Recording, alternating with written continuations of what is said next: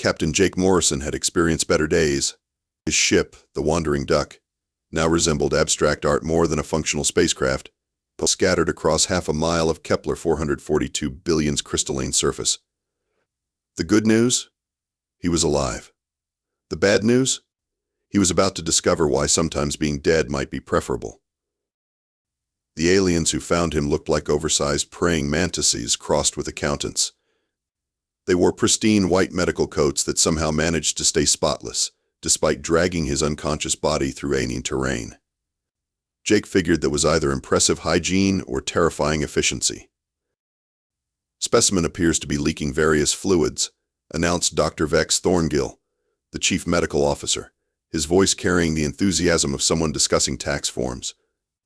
Thorngill had the unfortunate combination of being incredibly tall, incredibly thin, and incredibly convinced of his own intelligence. His 4 eyes blinked in sequence, a nervous habit that made conversations feel like strobe light shows. "Should we contain the leakage, Doctor?" squeaked Nurse Pip Blubberton, a shorter, rounder alien whose natural state appeared to be barely controlled panic. Pip's tentacle fingers trembled as he consulted a medical scanner that looked suspiciously like a kitchen appliance. "Negative. We must observe the specimen's natural deterioration patterns first," Thorngill replied, making notes on a tablet with unnecessarily dramatic flourishes. Jake regained consciousness just in time to hear himself being referred to as a specimen. Always a promising start to any medical encounter. He found himself strapped to a table in what looked like the universe's most sterile operating room. Everything was white, smooth, and glowing with that particular alien lighting that made humans look like they were dying of consumption. "Well," Jake said, his voice coming out as a croak, "this is either the cleanest hospital I've ever seen or the galaxy's most disappointing alien abduction." Both aliens immediately froze. Thorngill's 4 eyes went wide in what Jake assumed was surprise, though with alien facial expressions, it could have been constipation. "The specimen vocalizes," Thorngill whispered, as if Jake had just performed a miracle instead of basic speech. "Is that normal?" Pip asked, consulting his scanner with increasing desperation. "Nothing about this creature appears normal, Nurse Blubberton." Jake tried to sit up, but the restraints held firm. "Look, guys, I appreciate the medical attention, but I'm feeling fine. Just need a few bandages and maybe directions to the nearest repair shop." That's when Jake yawned. A perfectly ordinary, run-of-the-mill human yawn. The kind you'd do in any boring meeting or early morning commute. To Jake, it was nothing. To the aliens, it was apparently the opening sequence of the apocalypse. Pip shrieked and dove behind a medical console. Thorngill stumbled backward, his 4 eyes now blinking in panicked synchronization. "Emergency Protocol 7. Thorngill shouted. "The specimen is experiencing catastrophic jaw displacement. Should I prepare the emergency bone realignment surgery?" Pip called from his hiding spot. "Negative. We don't know if the displacement is contagious." Jake stared at them, his mouth still slightly open from the yawn. Seriously? It was just a yawn. "It's attempting communication during its malfunction," Thorngill observed, making rapid notes. "Fascinating. The vocal cords continue functioning even as the jaw structure fails." This was going to be a long day. Commander Zara Stormwind entered the medical bay with the kind of purposeful stride that suggested she could probably bench press a small spacecraft. She was built like a blue-skinned Amazon with extra arms and the personality of a drill sergeant who'd skipped breakfast. "Report, Doctor," she commanded, her voice carrying enough authority to make furniture stand at attention. "We have a primitive humanoid, Commander, possibly the most medically unstable creature I've encountered in 30 years of practice," Thorngill reported with the grim satisfaction of someone who enjoyed being the bearer of terrible news. Stormwind examined Jake with the expression of someone evaluating a particularly disappointing used car. "Doesn't look like much. Earth humans, correct? I thought they were supposed to be durable." "Common misconception, Commander. This specimen appears to be in constant system failure." Jake decided to interject before this conversation took an even worse turn. "Hey, I'm right here and I'm perfectly healthy. Thank you very much." Note the creature's delusional state, Thorngill told Stormwind. It believes itself to be functioning normally despite obvious system malfunctions. Pip emerged from behind his console, having apparently worked up the courage to approach the terrifying human. Doctor, should we begin the comprehensive systems analysis? Proceed, nurse, but maintain safe distance. We don't know the extent of its mechanical failures. What followed was the most absurd medical examination in galactic history. Pip approached Jake like he was a live bomb, wielding a device that looked like a hairdryer crossed with a telescope. The scanner made electronic beeping sounds that seemed to distress the aliens greatly. His central fluid pump is operating at irregular intervals, Pip announced with the tone of someone delivering a terminal diagnosis. That's called a heartbeat, Jake said. It's supposed to do that. 68 beats per minute, Thorngill recorded grimly. Highly erratic. Actually, that's pretty normal for a resting heart rate. And look at this respiratory dysfunction, Pip added, pointing his scanner at Jake's chest. The thoracic cavity expands and contracts continuously. I've never seen such persistent mechanical failure. That's breathing, you walking thermometer. But the aliens were too absorbed in their medical drama to listen. Stormwind watched the proceedings with growing irritation. Doctor, how long until this creature expires? She asked with the casual tone of someone asking about the weather. Difficult to determine, Commander. Its systems are so fundamentally compromised that it's remarkable it functions at all. Jake blinked, which caused Pip to nearly drop his scanner. Optical sensors are malfunctioning too. Pip squeaked. They keep shutting on and off. That's blinking. I need to blink to keep my eyes moist. The creature claims its optical failures are intentional, Thorngill noted. Advanced dementia, clearly. Stormwind rubbed what Jake assumed was her forehead with two of her four hands. How did these humans ever make it off their planet if they're this defective? Unknown, Commander. Perhaps they reproduce so rapidly that survival becomes a numbers game. Jake was beginning to understand the scope of the problem. These aliens were so obsessed with perfection and sterility that normal biological functions looked like catastrophic system failures to them. They probably thought hiccups were seizures and scratching was self-destructive behavior. Look, Jake said, trying to inject some rationality into the situation. I know I might seem weird to you, but humans are supposed to work this way. We're organic, not mechanical. The specimen continues to insist its malfunctions are normal, Thorngill observed. It's textbook denial response to terminal system failure. And that's when Jake felt it. That familiar tickle in his nose. That slightly congested feeling that meant only one thing. He was about to sneeze. Jake's nose began to twitch, and he realized with growing horror that he was about to introduce these germophobic aliens to one of humanity's most explosive biological functions. He tried to suppress it, pressing his lips together and thinking calming thoughts about anything other than the increasingly insistent tickle building in his nasal passages. Unfortunately, trying not to sneeze is like trying not to think about elephants after someone mentions elephants. The more you try, the more your brain fixates on exactly what you're trying to avoid. The specimen's optical sensors are beginning to leak, Pip observed with scientific fascination and personal terror. Jake's eyes had started watering as the sneeze built momentum. It's fine, he said through gritted teeth, his voice slightly nasal. Just a little irritation. Fluid discharge from the optical sensors indicates severe system compromise, Thorngill noted, his four eyes blinking rapidly with excitement. Nurse, begin emergency ocular stabilization procedures. No, that's really not necessary, Jake protested, but his voice came out strained as he fought the biological imperative building in his sinuses. Pip began frantically consulting his medical database, which appeared to be a glowing tablet covered in alien hieroglyphs and flashing warning symbols. Doctor, I'm not finding any reference to optical fluid discharge in humanoid species, Pip reported, his tentacle fingers trembling with increasing agitation. That's because humans are clearly a poorly designed species, Stormwind interjected. Probably held together with wishful thinking and primitive medicine. Jake's nose was now twitching visibly, and his breathing had become irregular as he tried to control the impending explosion. To the aliens, this looked like the final stages of a catastrophic system shutdown. The specimen's respiratory intake has become erratic, Thorngill observed with the clinical detachment of someone watching a fascinating car crash. Combined with the optical leakage and nasal appendage spasms, I believe we're witnessing a complete biological cascade failure.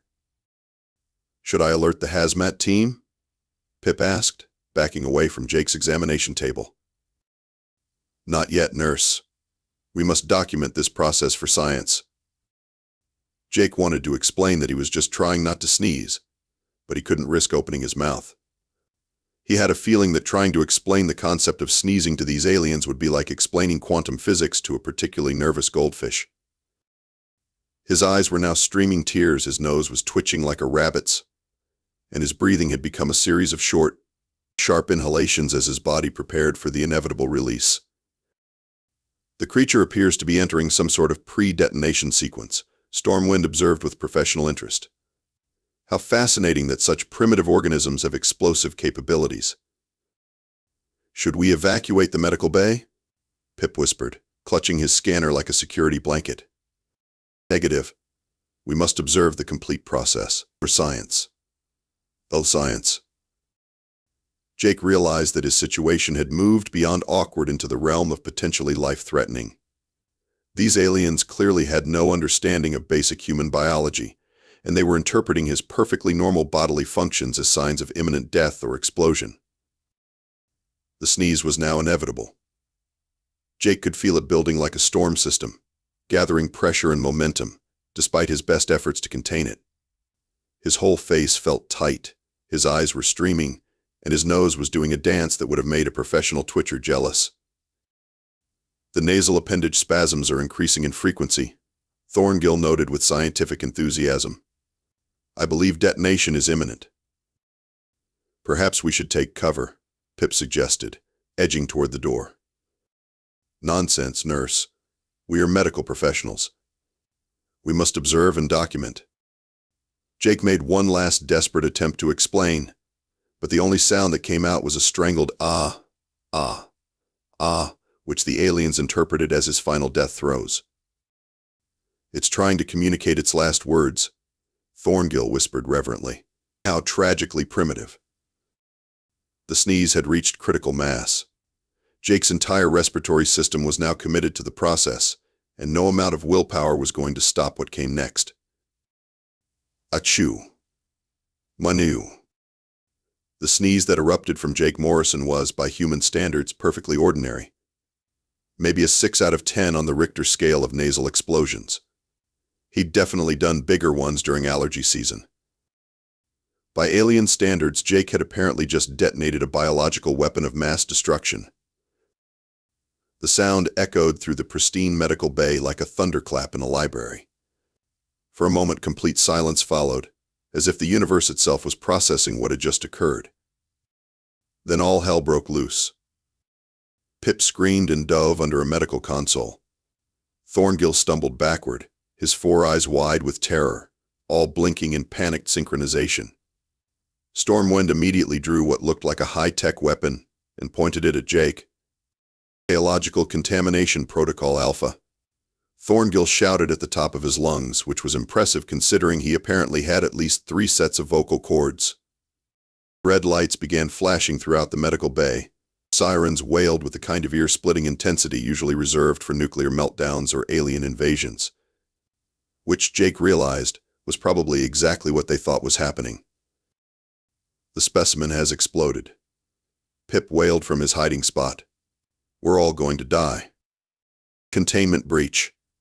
Containment breach, blared an automated voice from hidden speakers. All personnel evacuate Medical Bay 7 immediately. Jake sat on his examination table, post-sneeze and feeling much better, watching the chaos unfold around him with the detached fascination of someone observing a particularly elaborate performance art piece.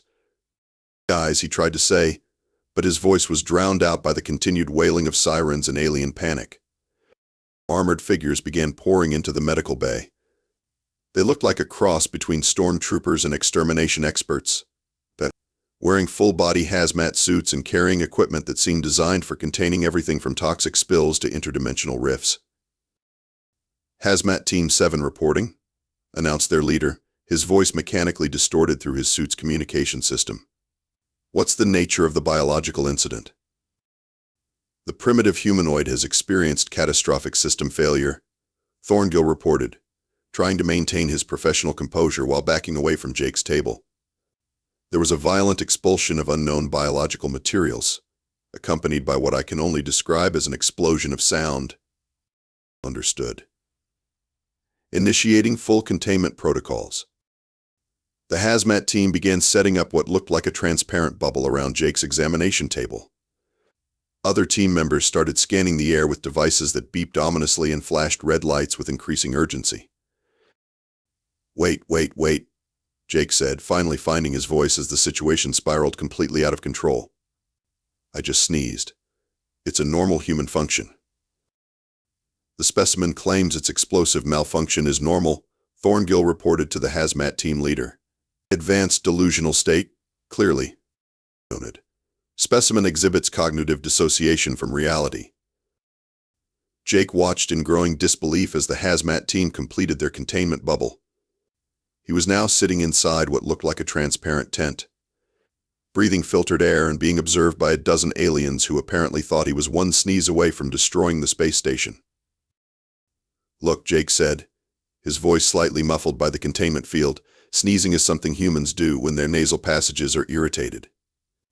It's not an explosion, it's not dangerous, and it's definitely not contagious." The specimen continues to insist its biological weapon discharge was harmless, one of the hazmat team members reported. "Biological weapon?" The team leader's voice crackled with alarm. "This is now a code red situation." "Oh, for crying out loud," Jake muttered. The medical bay erupted into even greater chaos as additional personnel flooded in.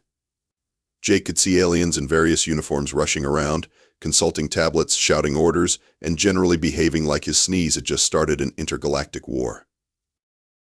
Through the chaos, Jake caught sight of Commander Stormwind still standing near his containment bubble. Her weapon still drawn, but her expression shifting from alarm to something that might have been thoughtfulness. "Commander," Jake called out, hoping to find at least one rational being in this asylum. "You seem like a reasonable person. Can you please explain to everyone that I'm not a biological weapon? I'm just a guy who crashed his ship and needs some basic medical attention." Stormwind studied him with her 4 eyes, her expression unreadable. "You claim this explosion is normal for your species?" "Yes, completely normal. All humans sneeze. It's how we clear irritants from our nasal passages."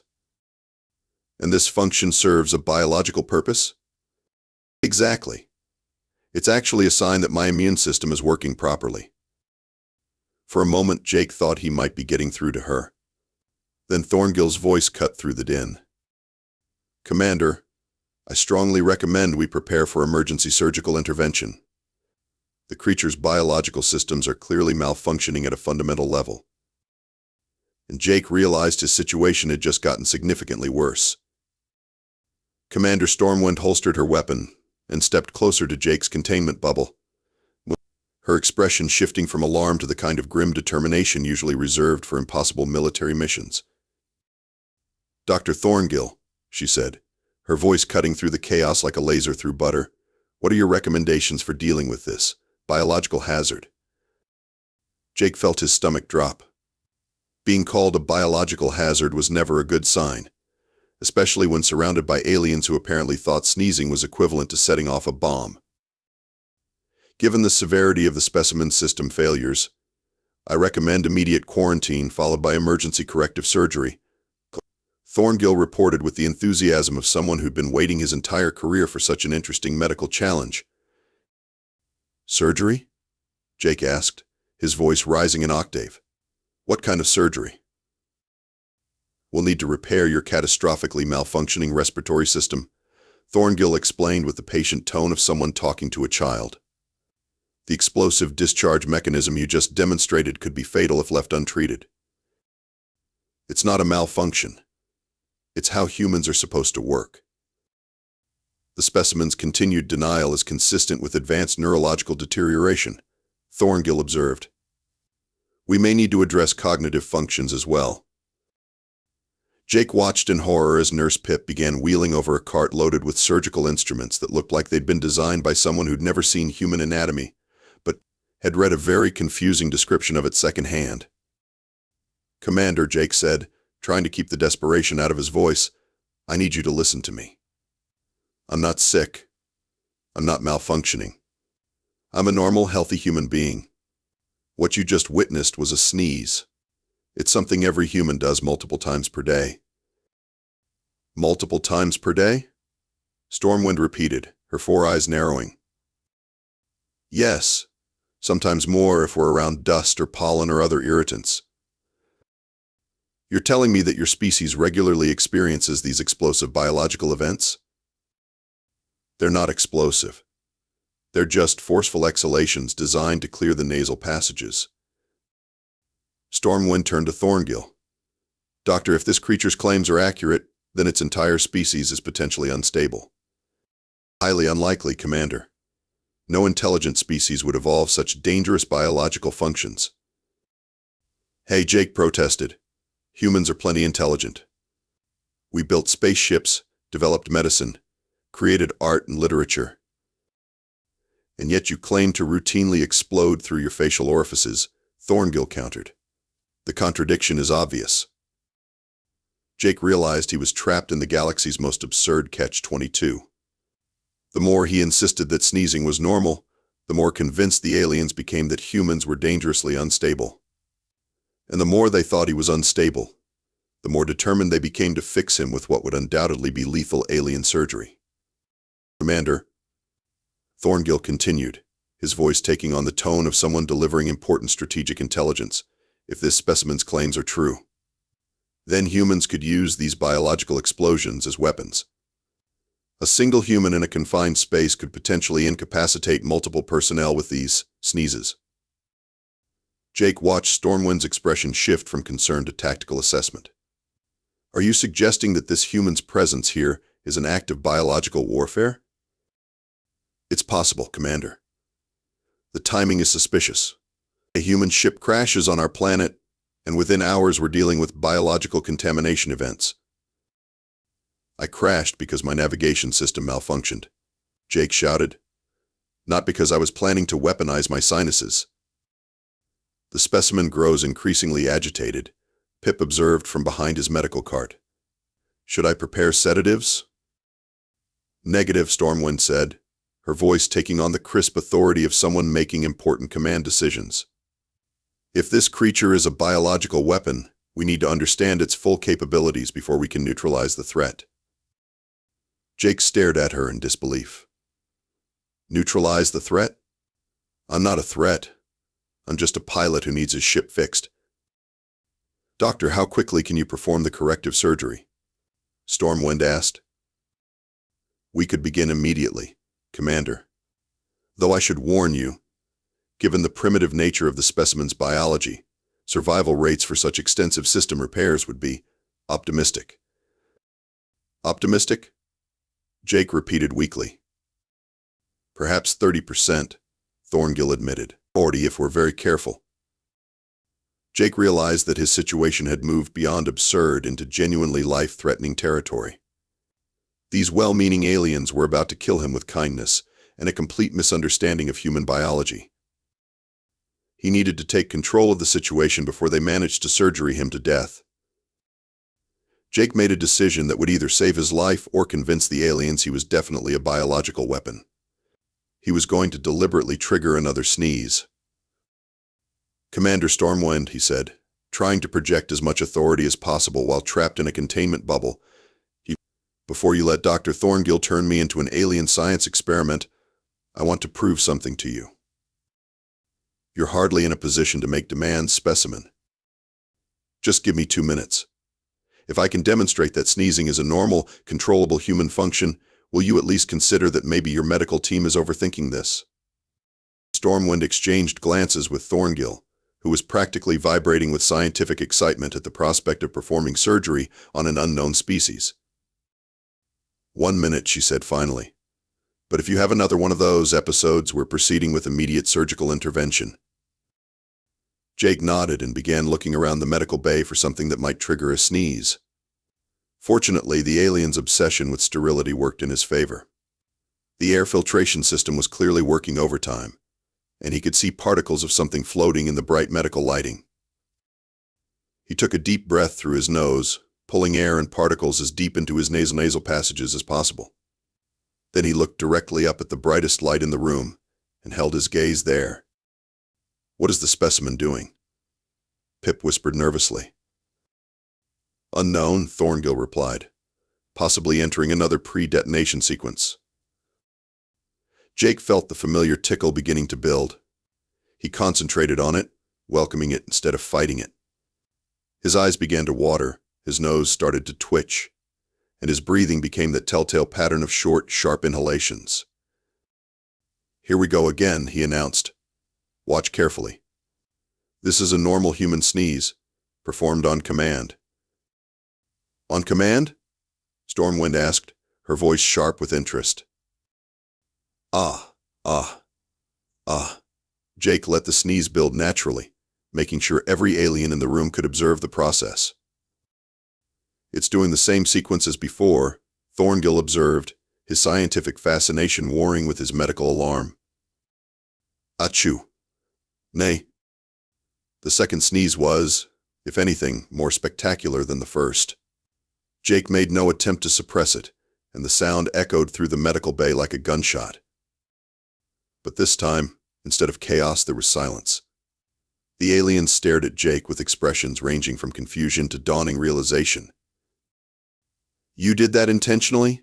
Stormwind asked slowly. "Yep," looked at a bright light, inhaled some dust particles, and triggered a perfectly normal human biological response. No system failure, no malfunction, no biological weapon. Just a sneeze.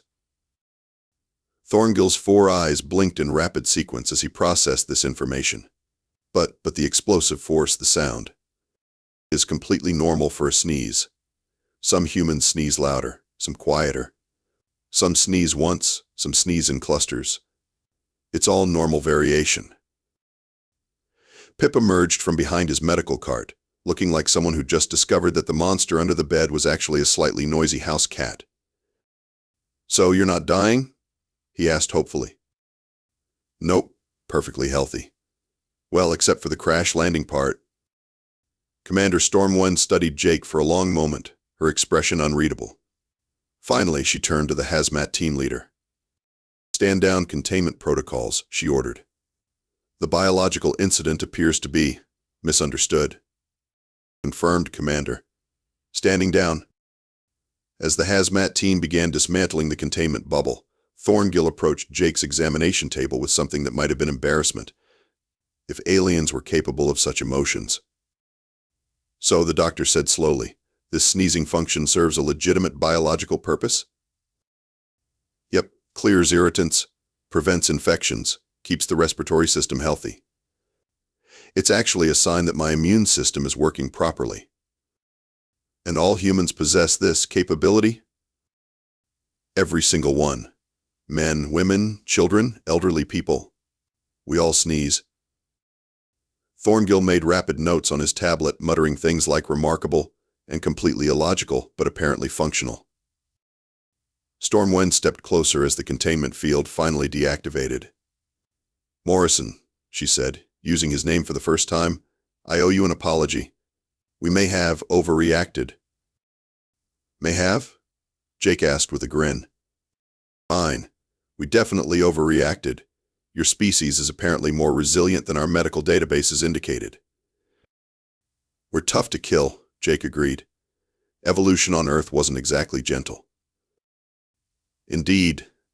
Dr. Thorngill, what's the status on repairing this human spacecraft?" "I'll contact engineering immediately, Commander. I suspect Mr. Morrison is eager to return to space."